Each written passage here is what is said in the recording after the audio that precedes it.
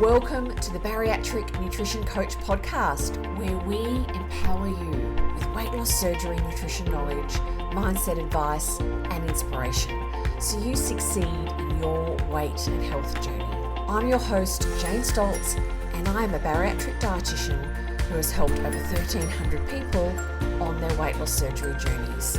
I'm also a solo mum, lover of long walks while listening to podcasts, partial to a glass of wine, and the ocean is my happy place. Join me as I dive deep into bariatric nutrition and lifestyle topics and deliver them to you in bite-sized, palatable episodes every Monday. Now let's go.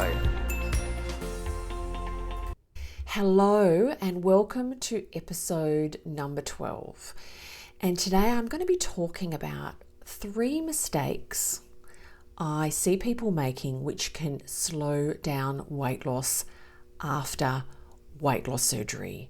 It is such a big decision to have bariatric surgery, to put yourself through the surgery physically, to make that decision from a financial perspective and also an emotional perspective. So it's no surprise that you can feel a lot of pressure after having weight loss surgery to be successful, to reach your goals, because your progress is very visible to the world, and that adds another dimension of expectation and also comparison in the world of bariatric surgery. We're talking today about the topic of losing weight slowly. And that's something, or that is a concern that many people have after their weight loss surgery. Before we launch into the topic today, I just wanted to make a special note about weight loss after surgery, after bariatric surgery. The pace of weight loss will vary from one person to the other. So there is no set or expected rate of weight loss after weight loss surgery, and there are a multitude of factors that impact not only how much weight loss somebody will achieve, but also the rate of their weight loss. Can certain factors slow weight loss down? Yes, they can. They slow weight loss down for that person, that individual. And that's what we're talking about today. So today I wanted to talk about 3 mistakes I see people making that they don't know that they're making in their post-weight loss surgery journey. And these mistakes can lead to that person's weight loss being slower than it could be if they made some changes.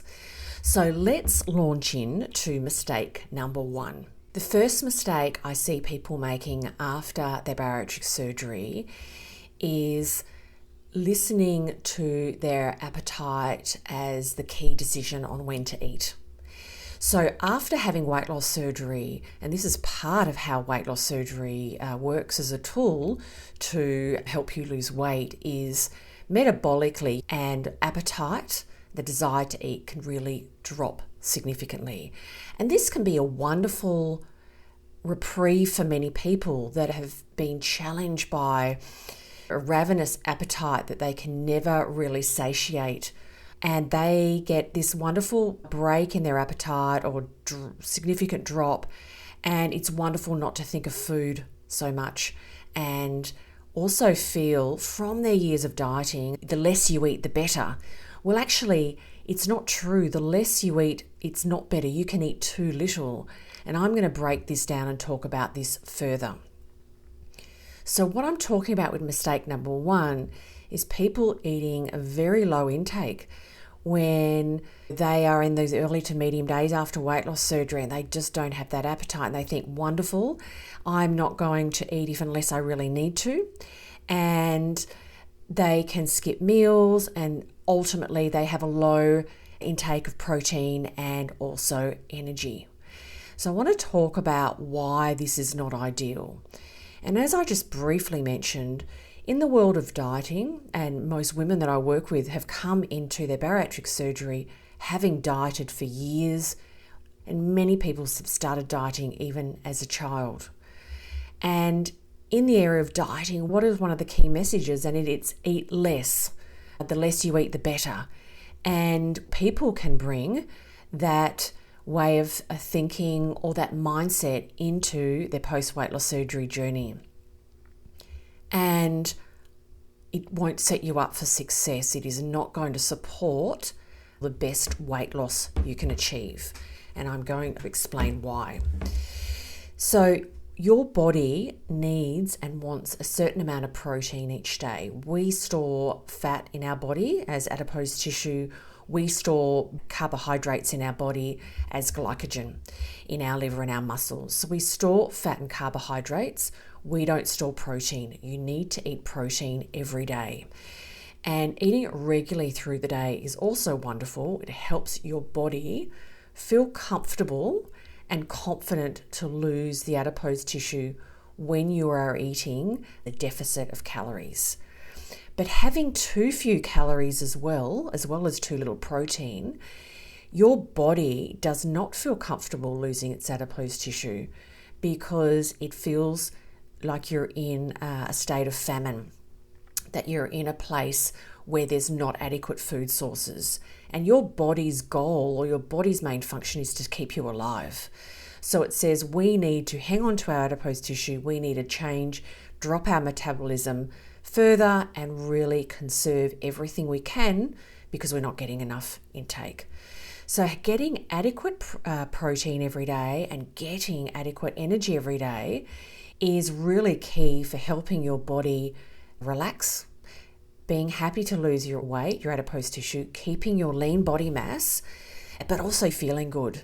When people have come to work with me and they have been on really low intake for some time, they can feel like they've been doing a great job because their intake, 500 calories a day, but they run out of steam. They run themselves down to the point where they can feel really crummy.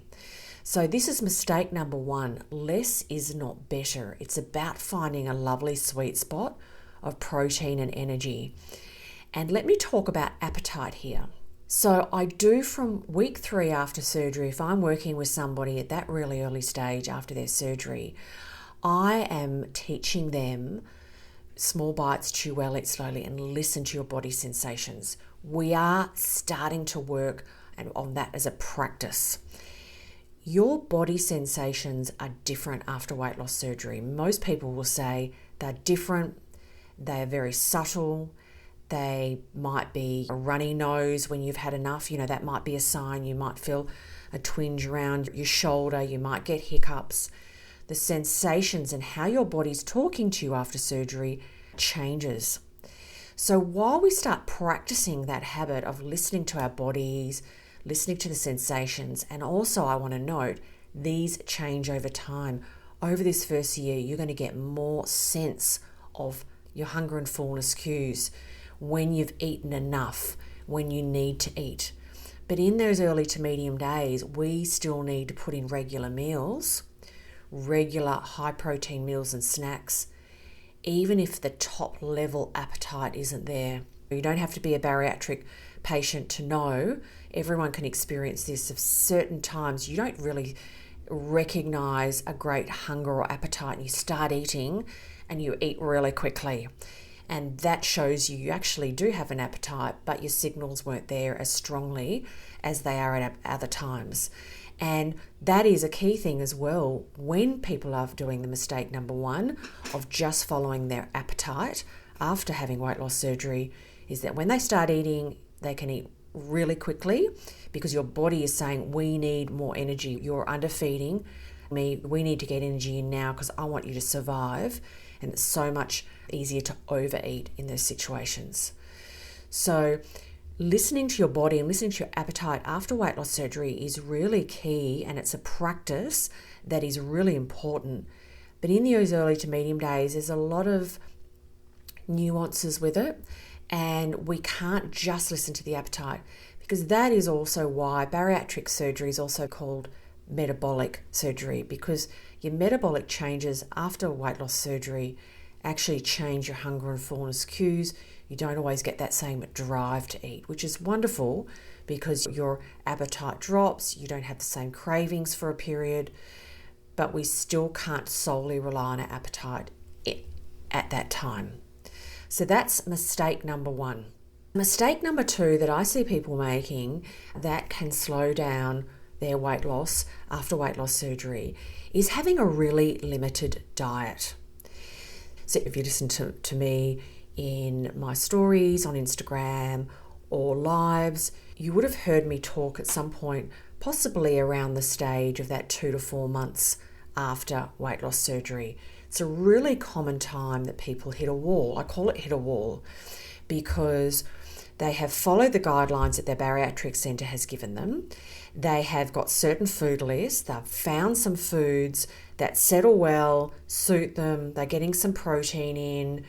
And around 2 to 4 months, when often bariatric centres kind of let them fly off into the world, come back if you need any more support, people can get really stuck and don't know how to further progress their diet.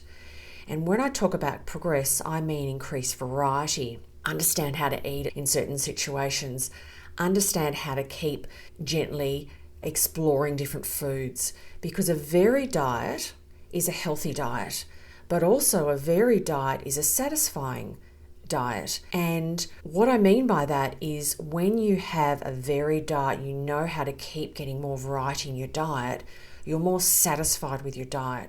The people that can get really stuck in that kind of 2 to 4 month time, I have found in my experience, can get really stuck, get really bored, limited intake.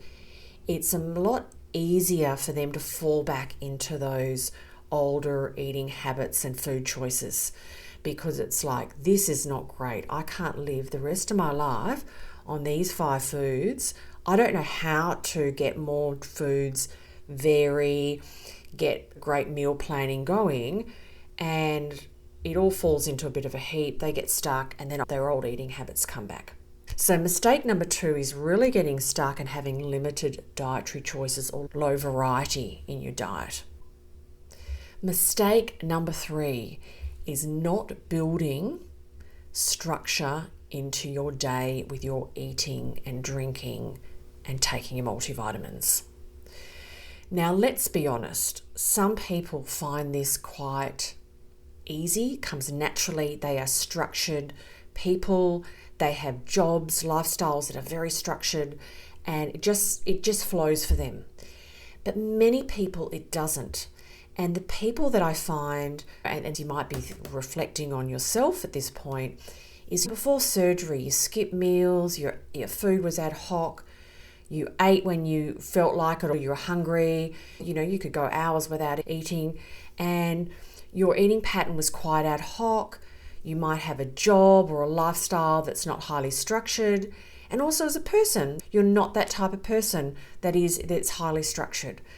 And it can be a really big challenge and change for people after weight loss surgery to build structure into their day. Why is it a mistake? Not having structure in the day means it can be really hard to reach an adequate protein intake, to have gaps in between your eating, to drink adequate fluid, to also have structure to help you remember to take your multivitamins. But also good structure and good planning helps with meal planning. You know what meals and snacks to prepare for. So structure is so important. So when I see people struggling with protein intake, fluid intake, and when I start working with them, we start with some structure, because then other things fall into place.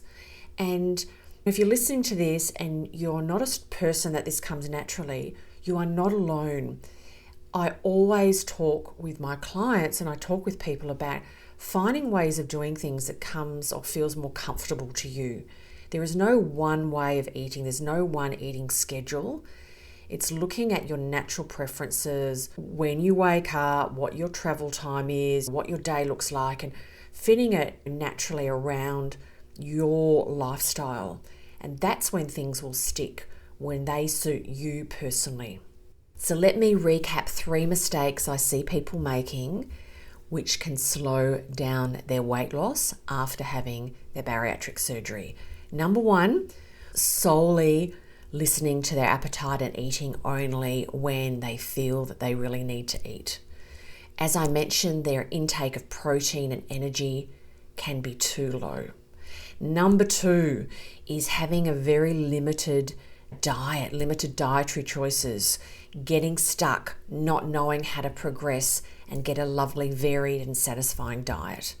And mistake number 3 is not building a great eating and drinking structure into your day after having weight loss surgery. Thank you so much for listening to this podcast. I really appreciate your support.